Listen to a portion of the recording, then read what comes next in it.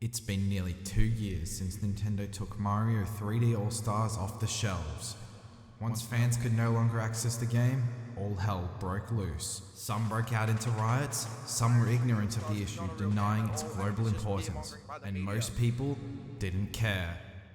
But it was foretold long ago in the ancient scriptures that one man would end the madness and seek ultimate enlightenment. A power to discuss and review so honestly and objectively that no one would ever need any other opinion again, and global peace would be achieved. In order to attempt such a feat, however, he would first have to endure a trial for each of the three deadly sins: a trial of pride, a trial of greed, and a trial of wrath, amidst the Mariopocalypse.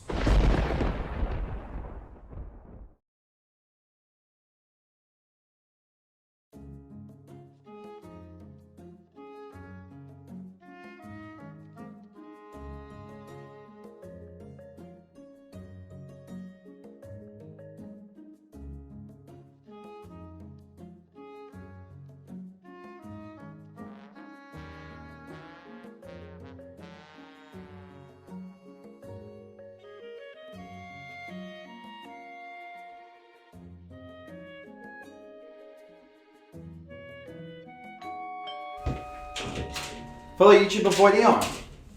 YouTuber. Calling me a YouTuber is the equivalent of just slowly ripping open my body with your teeth, suckling your mouth on my body, and then eating my entrails like some kind of animal, like some kind of cannibalistic idiot. But yes, hello. Yes, hello John Eon. Actually, it's John with an H. They both sound exactly the same. How would you even know which one I just said? Yeah, well, okay, sorry, it's just, I have this rare form of tinnitus, and I hear things weirdly, so it just sounds like, Damn, really? No. Okay, well, anyways, I saw one of those ruffian Mario fans take your 3D Mario Stars pack, and, I decided to give it back to you.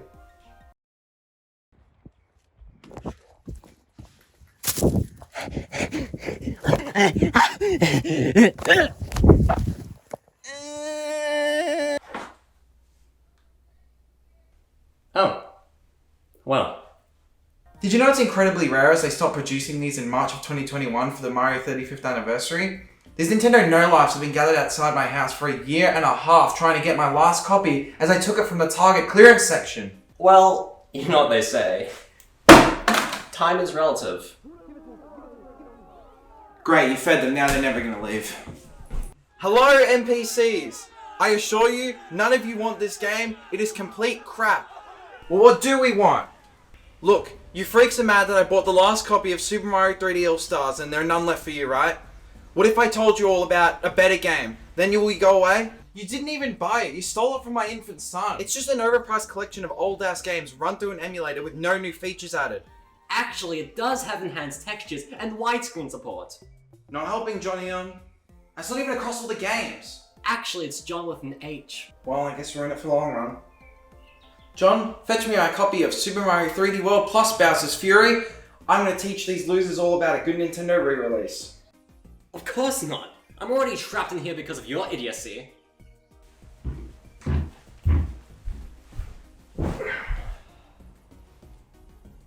Wait, who are you? How'd you get in here?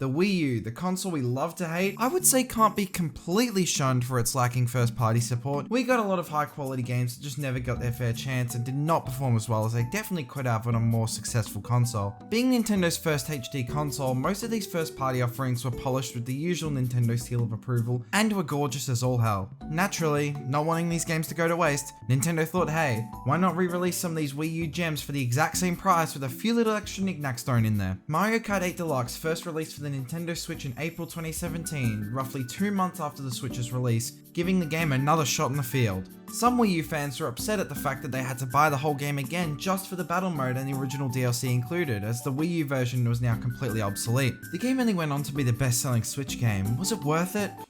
No! Many more ports and re-releases of old Wii U games have joined the Switch library over the years, all completely full price. Donkey Kong Country Tropical Freeze released in 2018 with a wholly new funky mode, so now fans who bought the original and, well, likely played it, can play it as an infinitely better character who has 5 hearts alone, can double jump, glide, and can stand on spikes.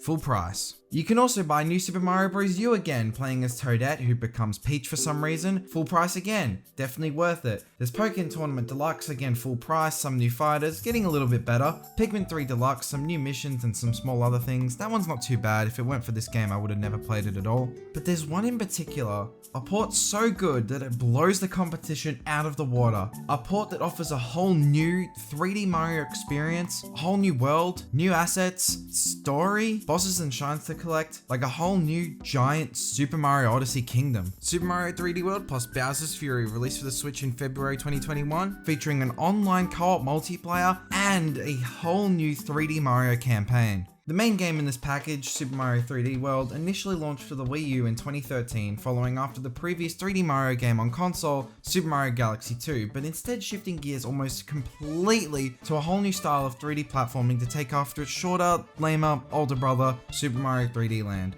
This decision annoyed a lot of Mario fans at the time, especially Wii U owners, as many felt the Wii U didn't need another multiplayer-focused, ultra-sterile, streamlined Mario experience for families, and was targeting the wrong audience altogether. 3D Mario fans were itching for a big 3D Mario playground-like adventure, where Mario Galaxy had previously toned back the freedom of exploration compared to Mario 64 and Sunshine. 3D World had shifted even further toward linearity and your very expected Mario experience. The second trailer later on showcased the more out there Mario charm we like to see, that Mario weirdness and creativity in the places you explore, the fun derived from the super weird and bizarre enemies, worlds and bosses. Admittedly, however, it was scary that this game could just be another new Super Mario Bros, but in 3D, as those games always followed that formula of grass level, desert level, snow level. It was uncertain before its release whether 3D World would end up delivering on enough of that charm to be beloved by fans, but was decided for a while once it did release that ultimately, the game didn't quite appease everyone's Mario needs.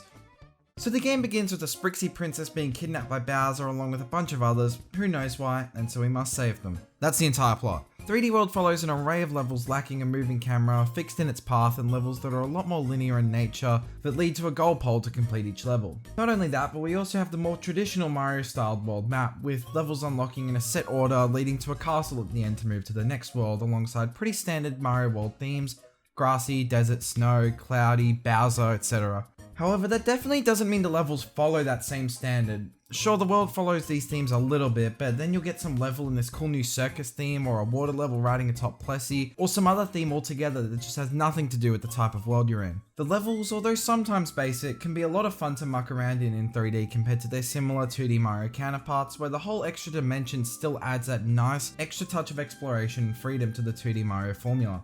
This, combined with tight controls and the expansive moveset of 3D Mario with long jumps, crouch jumps, spin jumps, rolls, rolling jumps, etc., for me, makes these levels feel a lot less boring than they could have seemed, especially when looking for the cleverly hidden 3 green stars and stamp hidden in each level. The more linear focus of the levels as a whole really helps to tighten up the level design with very intentional and more different platforming challenges focused purely on your skill at clearing them, which can be kind of its own simpler fun in comparison to Mario's more sandboxy adventures. And this version also added Mario Odyssey's jump dive move, very helpful for clutching up some tough jumps, integrated perfectly into the already stellar controls of this game. But that's not to mention another huge benefit of the level design being the accessibility that it creates for multiplayer co-op. As fun as it might seem to have Mario Odyssey or 64 or Sunshine with multiplayer, it wouldn't exactly be the most cooperative experience with everyone being able to just run around and do their own thing. Sure, it'd be a kind of fun novelty, but not really something that's necessary at all for Nintendo to put into developing those games. But this game is designed around the idea of multiplayer, with 4 unique characters to pick from the start and an unlockable Rosalina in the post-game. We've got your classic Mario, your all-rounder character who's about second best at everything, running and jumping. There's Luigi, who's a bit slower than Mario but can jump higher. Peach, who's the slowest of them all and can glide in the air for a brief moment, great for newer players.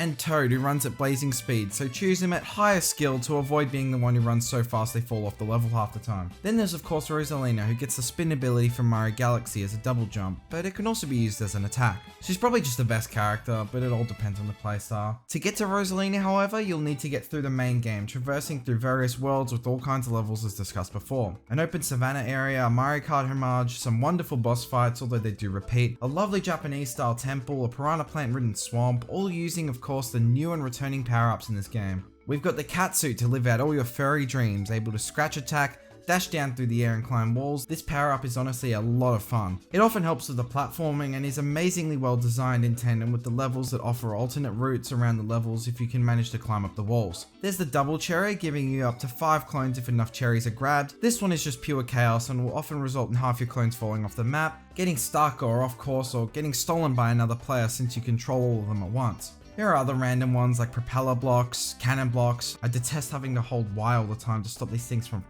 killing everyone. Light blocks, and the returning items like the classic fire flower working as expected for once in 3D Mario, the boomerang flower, star, and tanuki suit returning from 3D Land as well. As you press on, you'll eventually reach World Castle, I guess is what it's called. So upon beating the final world, it's actually not the final world because World Bowser awaits you with one last banger of a world map theme and some tricky levels with the Bowser Express, 2 boss fights, and then the final level. The final boss sees Bowser take on his persona, Meowser, and as you race to the top of the building in a race to a power block at the top to defeat him with all these clones of Bowser jumping out at you all wearing cat suits. These platforming boss fights are always a joy for me because that's what the game is all about. It just makes sense more than anything else to dodge attacks while scaling a building. And that's when we reach the post game with World Star, Mushroom Flower, and of course Crown, housing the legendary Champions Road, requiring collection of all previous green stars to play, just as the final gauntlet to it all with a Gusty Garden remix to score one of the hardest levels in Mario history. You go through these Mario Galaxy bastards that you can't squish, through a clear pipe, jump around these fire bros, run across these spaced out evil beams you can just slip through at any moment while dodging these charge and chuck and onto these beat blocks that switch disgustingly fast through some of the most precise jumps ever, needing perfect long jumps or the most efficient perfect little short hops leading to a cannon. There we find a little mini Kamek gauntlet atop the shittiest battlefield ever. Then there's the section with the fuzzies and swingy spike beams across moving platforms, all just positioned in exactly the most annoying way to get ya. Then there's this water part where you gotta move quickly but also carefully enough to avoid hitting them, and then to end it all off you gotta make top speed jumps while dodging these disgusting laser circle generators, all leading to a square where you gotta collect these 5 tokens to beat the level while dodging all of these. I love this level, challenging it for hours upon hours to get better and better until you just see yourself blitzing through it like never before, destroying it with such fury, such power, never seen before at the hands of a mere mortal. I need to go outside. As for the enhancements of this particular re-release, the speed of all the characters has been drastically increased for this version of the game. It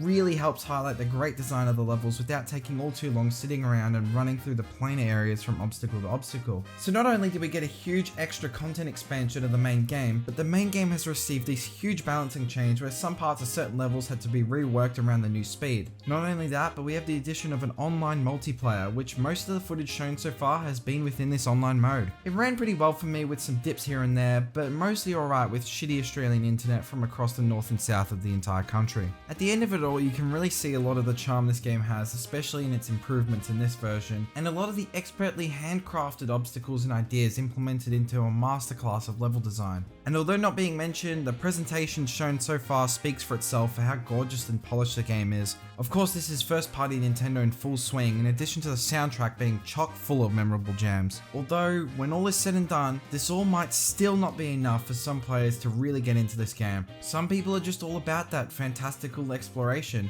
I could certainly appreciate a solid 3D platformer, but the extra little bits of charm still might not be enough to separate itself from the typical Mario formula of grass, desert, and snow, despite its creative little deviations from the exact typical Mario standard level types and enemies we'd seen prior. The new power-ups, gimmicks, and multiplayer might not be enough for some to make it stand out enough from its linearity. But this game is not done. Bowser's Fury. This campaign threw a huge middle finger to 3D World and the people who thought it was too linear, with the multiplayer not being enough to carry it for them, and delivers the world of Lake Lapcat in some strange alternate dimension where everything is a cat. You thought the base game was bad? This is Furry's paradise. The grass is cat fur. Ugh.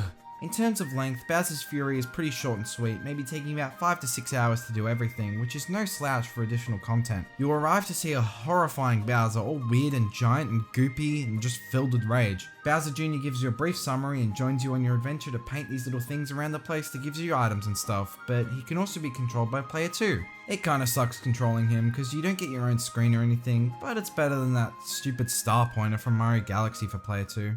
We arrive at the mainland, collect a cat shine through climbing a nice little series of platforms and messing around a bit, and are then free to just progress in whatever order or pace you want. But every so often, Bowser will attack, shooting these insane beams of fire around where new blocks can appear around the place to try and assist you in surviving. You can also use him to get other cat shines, like the ones hidden behind these blocks if you can get him to aim it right. If you manage to get a cat shine, you can activate a lighthouse to piss him off, or you can just wait out the time. There are basically cat shines everywhere, where if you return to an old area of the map, there are up to 5 cat shines to collect for each one, as well as the odd random ones scattered everywhere on the map. You won't usually run out of things to explore or do, and the map is bigger than you'd expect, all tied together across a series of islands with plenty at your disposal to travel between it all. But once certain cat shine milestones are met, you unlock the use of the Giga Bell to engage in a gigantic boss fight as Super Saiyan Cat Mario.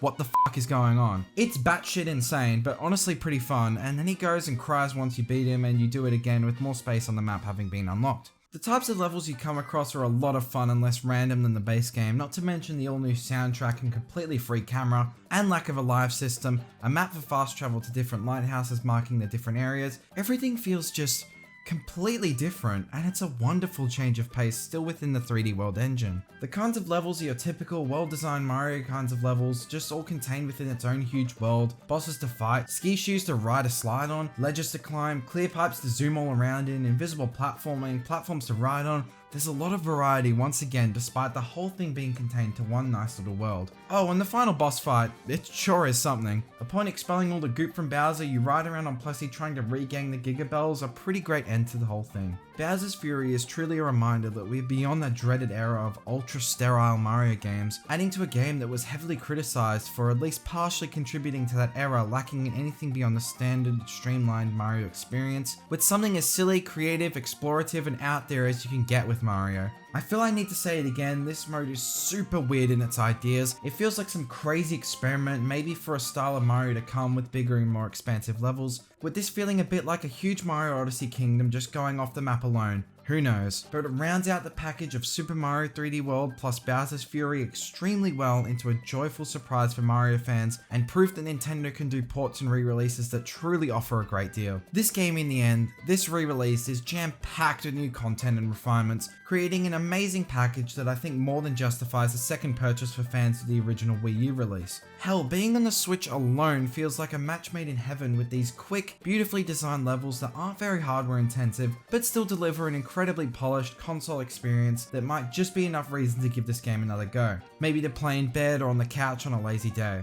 It's a lot easier to see this game's own unique appeal after we got our beloved 3D Mario sandbox game in Odyssey, but Bowser's Fury brings it all home. The only reason, as a Mario fan, not to pick up this game is due to just not being all that interested in the 3D World campaign, because I don't think the extra Bowser's Fury content is worth full price alone. But for me, replaying a game from my childhood with so many beloved memories behind it, with online co-op multiplayer, portability, and a whole new campaign, it was a no-brainer to pick this up over something like Super Mario 3D All-Stars, which has way less effort put into it. So what do you guys think? Anyone interested in this amazing game?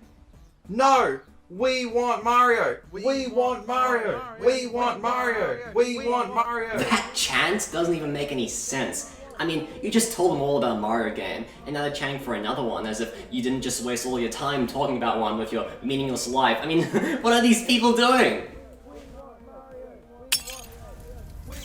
No! Go away, freaks! This game's mine!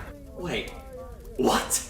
Didn't you just make a whole video essay about why this game is just so much better than previous Nintendo ports, and now you're stooping to their level of infantile cretinism?